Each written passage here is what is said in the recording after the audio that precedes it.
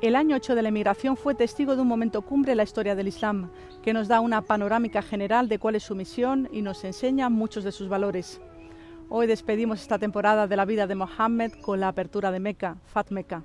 Bienvenidos a Canal Fasila.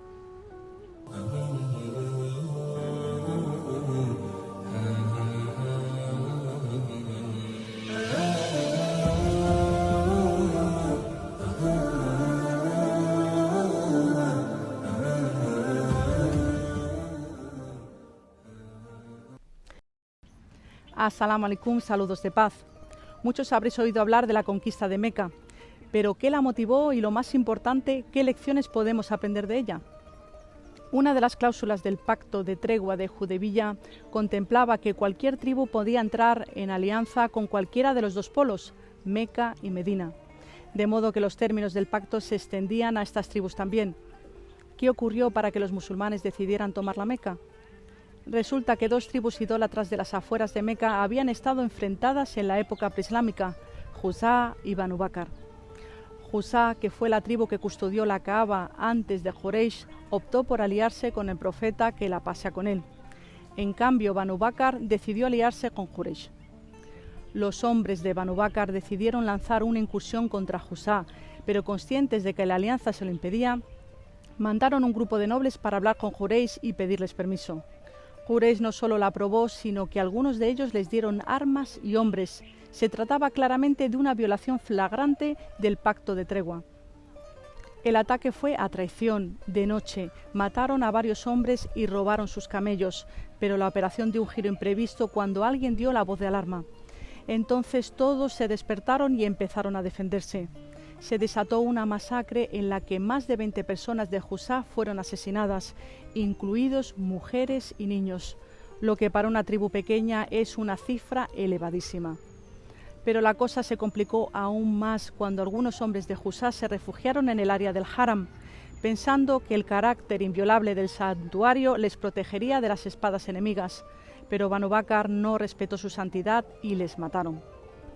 Inmediatamente el líder de Juzá acudió a Medina a reclamar justicia.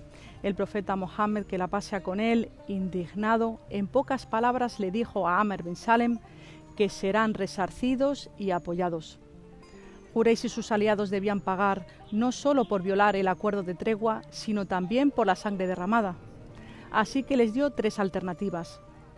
Primero, indemnizar a las víctimas, lo que era una fortuna. Segundo, romper la alianza con Banu Bakr. O tercero, anular el tratado. Abu Sufyan visitó a varios compañeros muy cercanos al mensajero, que la paz sea con él, para pedir su intermediación, sin éxito. Cuando se reunió con el enviado, la paz sea con él, obtuvo el silencio por respuesta. Entró en pánico. Todas las líneas rojas se habían traspasado y tuvo que volver a Meca sin una solución. El profeta Mohammed, que la paz sea con él, decidió que era momento de entrar en Meca, pero actuó con mucha precaución. Anunció que iba a liderar una expedición sin aclarar el destino hasta el último momento. Esta vez convocó también a sus aliados. En total, unos 10.000 hombres marcharon hacia Meca. Uno de los compañeros cayó en un gran error. Mandó una mujer con una carta que escondió entre su pelo para informar a Jureish de que los musulmanes marchaban hacia ellos.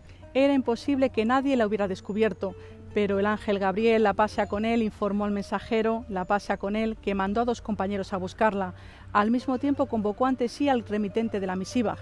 No se quedó en el hecho en sí, sino que quiso entender por qué lo había hecho. El hombre contestó afirmando su fe y excusándose en que su familia vivía en Meca, pero no tenía parentesco con los jureishitas. Solo quería obtener un privilegio de ellos para ganar su protección. ¿Cómo pensáis que reaccionaría el enviado que la pasea con él? Prohibió que se dijera algo negativo sobre el sahabi y le perdonó. Y le perdonó a pesar de la aparente traición. Y la razón es que el hombre lo había hecho sin mala intención, sin ser consciente de la gravedad de su delito. Y sobre todo porque tenía una hoja excelente de servicio en la causa de Dios. Era, por ejemplo, uno de los badiríes. De este suceso podemos derivar varias lecciones. Primero, que nada escapa al conocimiento de Allah subhanahu wa ta'ala. Segundo, la súplica es la mejor herramienta del creyente. El enviado, la paz sea con él, había hecho dua para que no descubrieran sus planes. Tercero, la indulgencia del mensajero, incluso en momentos tan críticos, no juzgaba a las personas por algo puntual, sino que tenía en cuenta su trayectoria. Somos humanos y todos erramos. Y cuarto, la importancia de confirmar la información que nos llega. A pesar de haber sido informado por el propio ángel Gabriel y tener la carta en la mano, pidió al sahabi que diera su versión. Cuando hicieron la última parada antes de entrar a la Meca, el profeta Mohammed, que la paz sea con él, pidió a cada compañero que encendiera un fuego. Imaginad la escena al ver desde la lejanía unos 10.000 fuegos encendidos por la noche. El tío del mensajero, Al-Abbas, Dios esté complacido con él, que justo estaba emigrando a Medina, volvió a Meca para negociar con Juraysh. Por el camino se encontró con varios líderes jureishitas, entre los que estaba Abu Sufyan, y les acompañó al campamento de los musulmanes para reunirse con el profeta, paz y bendiciones. ¿Quién podía creer que después de todo lo pasado, en lugar de tomar represalias, el enviado de Dios, la paz sea con él, aconsejó a Abu Sufyan con las mejores palabras? Muchos de los mecanos realmente creían en la idolatría. Es muy difícil abandonar las culturas y las creencias en los que nos han criado. Todo requiere un tiempo. Abu Sufyan, Dios esté complacido con él, abrazó el Islam, y Al-Abbas sugirió al mensajero, la paz sea con él, darle un papel destacado. Así que le comunicó que cuando al día siguiente el ejército musulmán entrara a la Meca, todo aquel que se refugiara en la mezquita sagrada estaría a salvo, también quien permaneciera en su propia casa, y lo mismo para quien decidiera refugiarse en la casa de Abu Sufyan.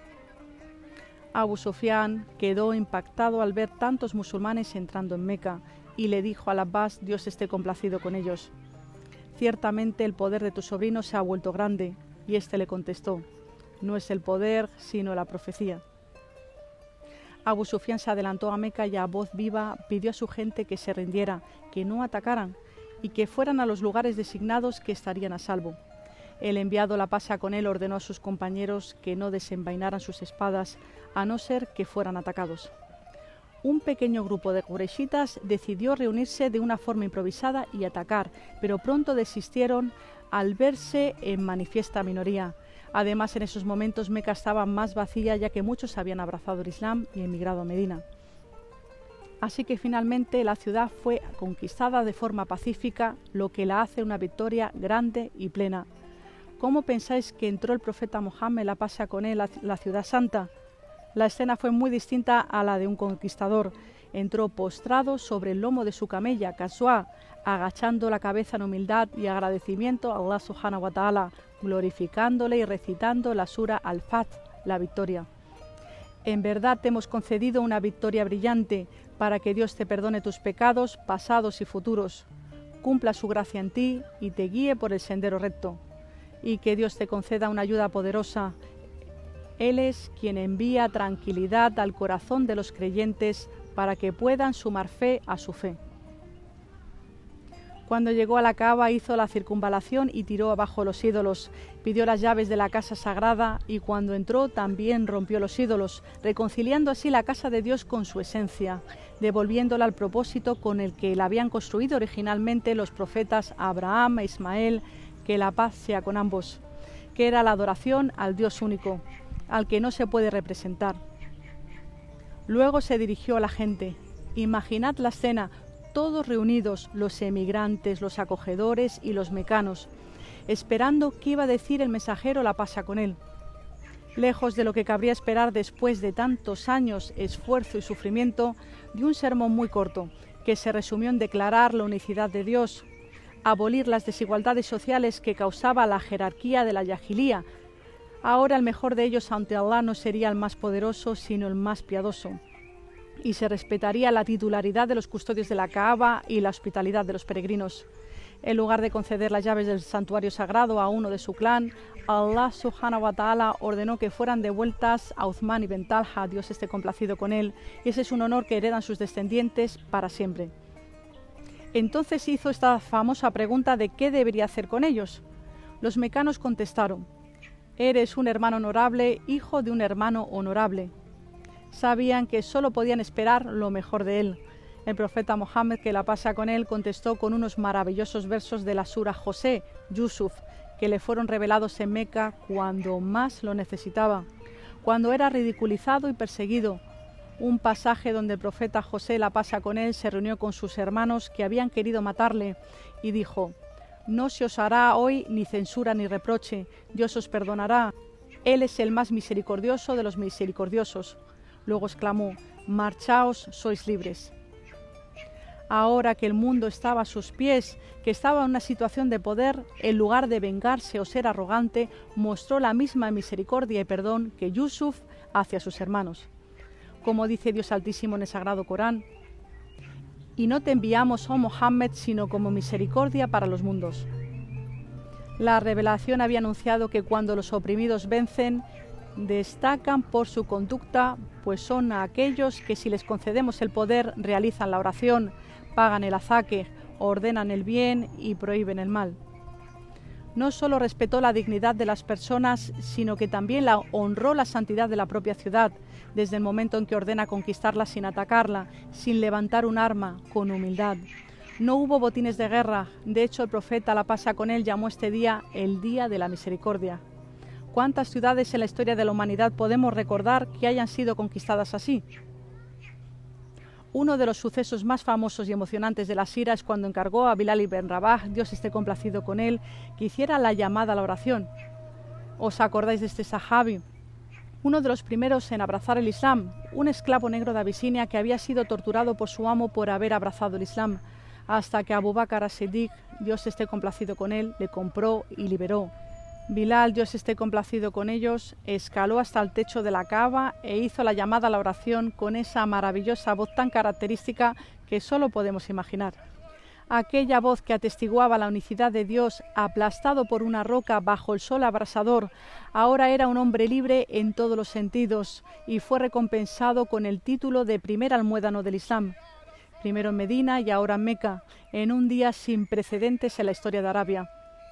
Aquel que se mantuvo firme en tiempo de persecución fue honrado en un día en donde nadie se imaginaría que un abisinio sin lazos familiares con los Jureish fuera elegido para estar literal y metafóricamente en lo más alto. Después el enviado se instaló en el monte Safa. Allí recibía a quienes querían entrar en el Islam y anunciar su shahada, que fueron casi todos. Ahora pongámonos en el lugar de los Ansar, los acogedores de Medina. ¿Cómo se sentirían al ver a su amado en su tierra, con su gente? ¿No creéis que podrían temer que no volviese con ellos? El ángel Gabriel, la pasa con él, le contó al mensajero de Dios, la pasa con él, lo que estaban sintiendo.